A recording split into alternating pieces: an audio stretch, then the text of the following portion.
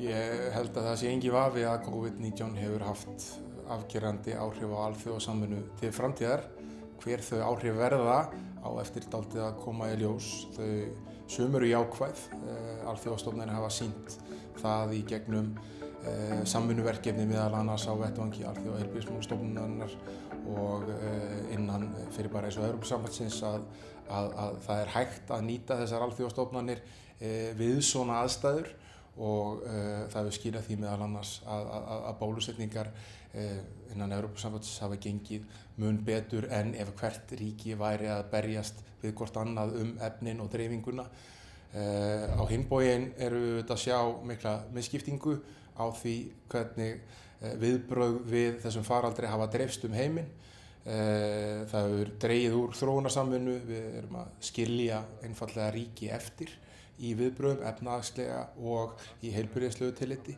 Heimsfaraldurinn hefur sett allt daglegt líf og venjulega lífshætti á Vesturlöndum sérstaklega í algjört uppnám í meira en ár og hefur valdið því að alþjóðlegar stofnanir hafa þurft svolítið að fóta sig á alveg nýju svelli. Að sumu leyti er líklegt að augu margra opnist enn betur fyrir mikilvægi alþjóðlegra samvinnu en svona ástand felur líka í sig gríðarlega hættu og ógn gagnvart bara hugmyndinni alþjóðasamstarf. Það getur aukið á svona rörsýn og þröngsýn í samfélögum og jafnvel andúð á öllu því sem alþjóðlegt. Ég held að ein af afleiðingum COVID-19 verði að alþjóðasamvinna muni beina í auknum mæli sjónum sínum að aðgangi að heilbrigðisþjónustu og sömuleiðis verða til þess að þróunarsamvinna verði hugsuð upp á nýtt og það verði vonandi lagður meiri þungi á þróunarsamvinnu út frá aðgangi að heilbrigðisþjónustu.